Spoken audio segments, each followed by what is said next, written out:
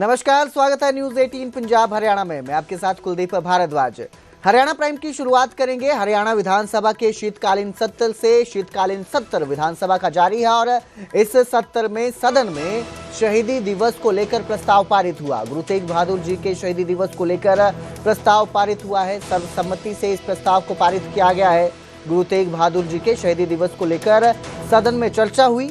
गुरु तेग बहादुर जी को लेकर मुख्यमंत्री नायब सिंह सैनी ने कहा कि गुरु को याद कर रोंगटे खड़े हो जाते हैं। तो आज जो है विधानसभा शीतकालीन सत्र में सदन में जो गुरु तेग बहादुर जी हैं उनको लेकर सर्वसम्मति से उनके शहीदी दिवस को लेकर चर्चा हुई और सर्वसम्मति से प्रस्ताव पारित हुआ।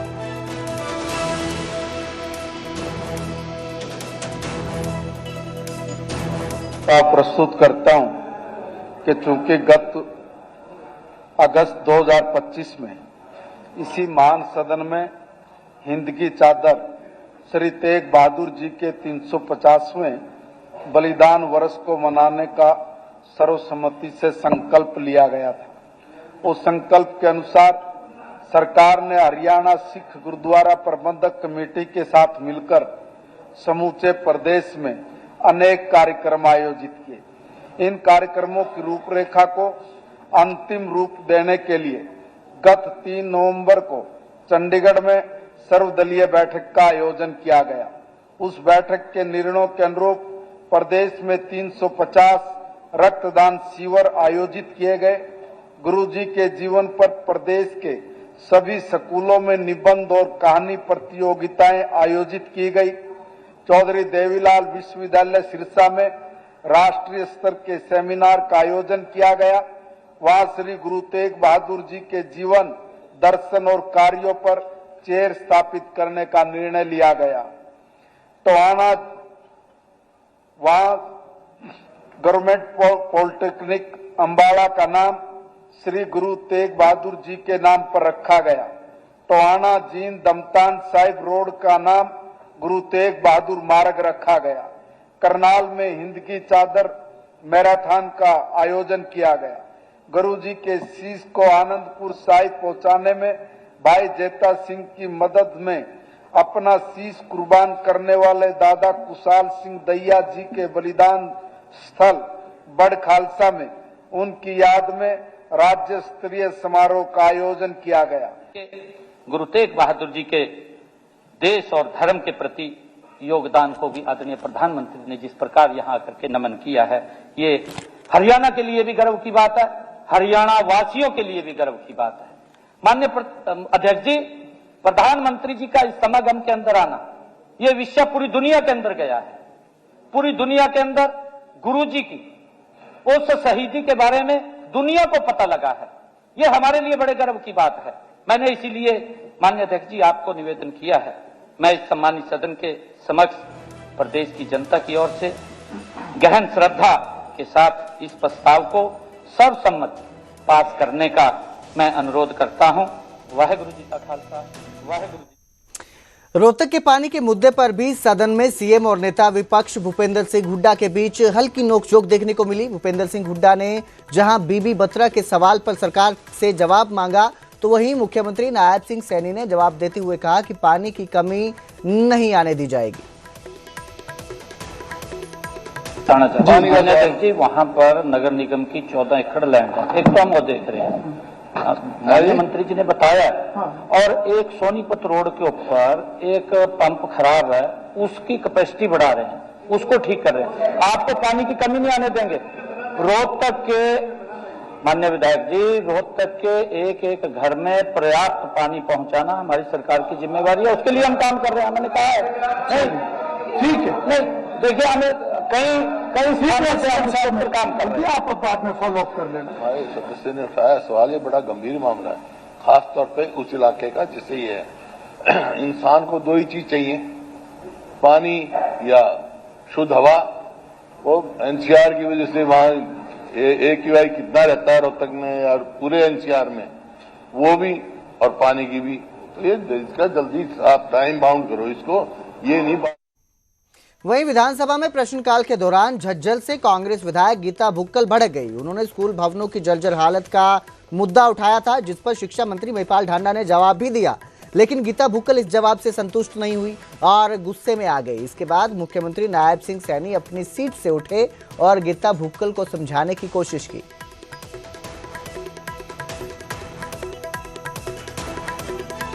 हमने वहां पर साइंस ब्लॉक बनवाया, कॉमर्स ब्लॉक बनवाया, 1000 की कैपेसिटी का सर हमने वहां पर एसी ऑडिटोरियम बनवाया, जिसमें बीजेपी के लोग जाकर झंडे लगाकर प्रोग्राम कर रहे हैं।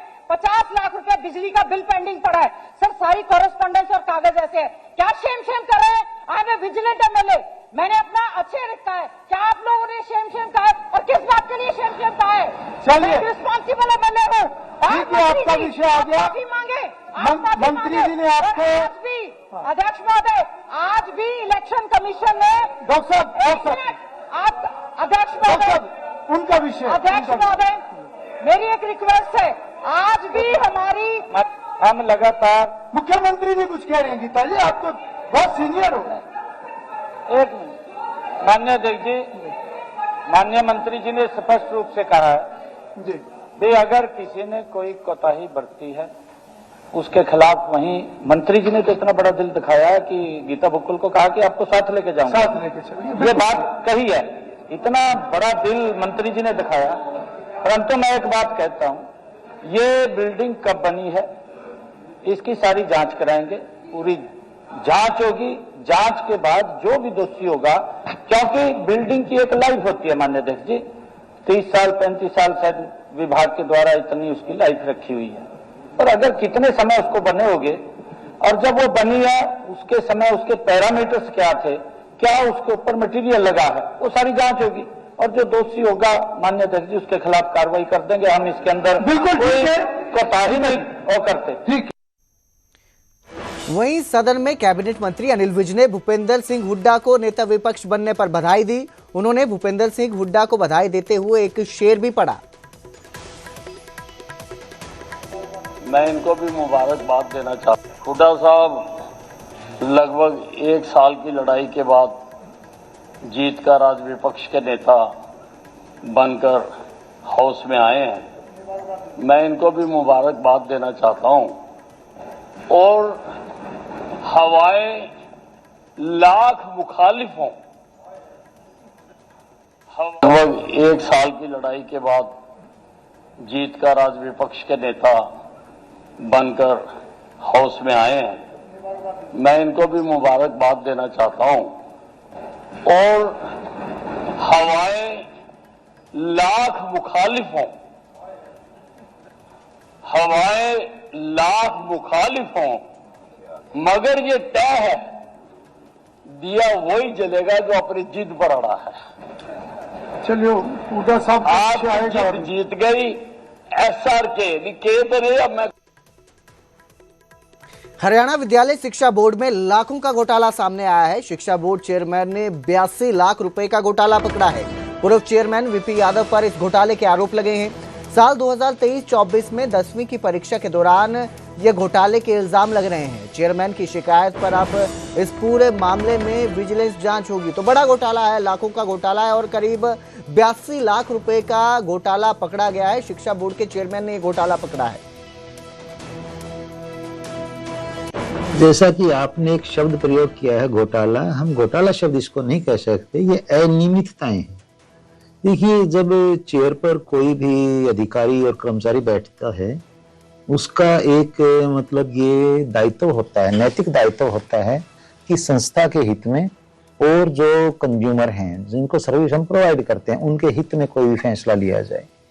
जब आपने बताया जैसे ऑनलाइन यानी ऑन स्क्रीन मार्किंग का हम शब्द इसमें प्रयोग करते हैं, OSM कहते हैं इसको, इसमें एक प्रोसेस होता है जिसमें किसी भी परीक्षार्थी की आंसर शीट की स्कैनिंग की जाती है और स्कैनिंग के बाद उसको जो एग्जामिनर है उनके लिए प्रोवाइड करवाया जाता है स्क्रीन पर, और स्क्रीन पर ही उसकी मार्किंग की जाती है। उसमें एक सॉफ्टवेयर होता है जिसमें अपने आप ही जो क्वेश्चंस हैं उसकी मार्किंग का जो एक प्रोसेस है वो, और उसके बाद जो टेबुलेशन शब्द हम प्रयोग करेंगे इसके लिए, यानी जो अवार्ड दिए गए उनको जोड़ने का काम है वो अपने आप उसमें होता है।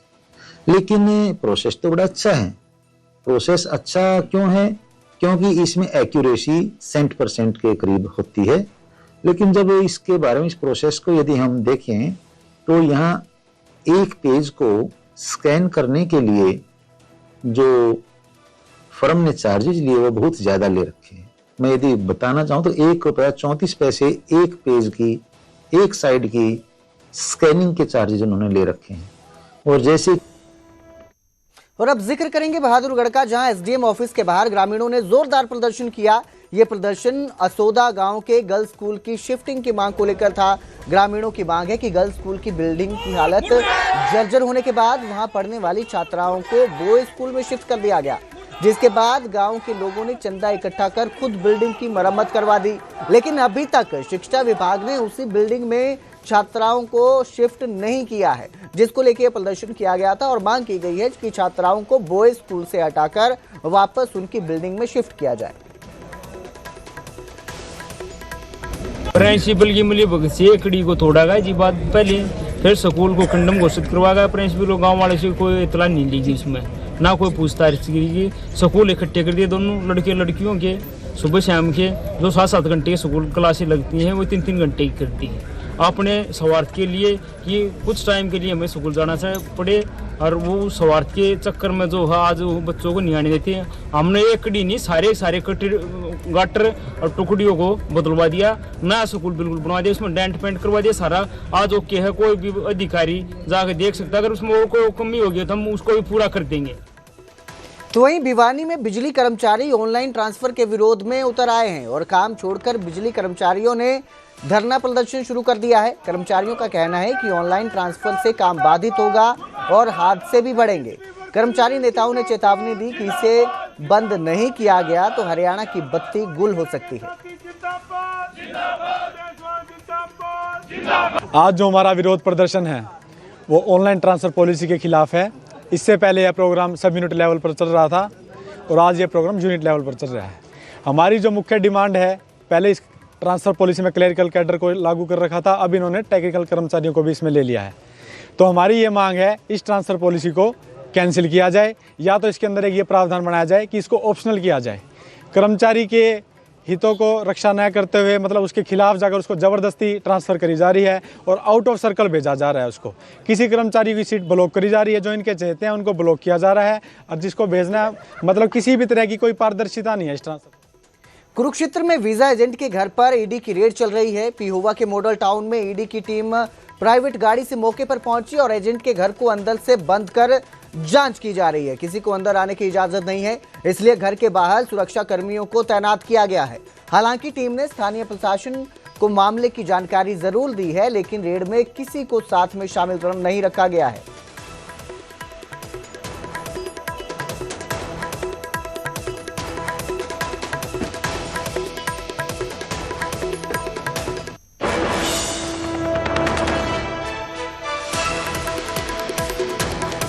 तो ये रेड चल रही है, बड़ी कार्रवाई की जा रही है। हालांकि स्थानीय जो प्रशासन है, स्थानीय जो जानकारी दी गई है टीम को, लेकिन रेड में किसी को भी शामिल नहीं रखा गया है।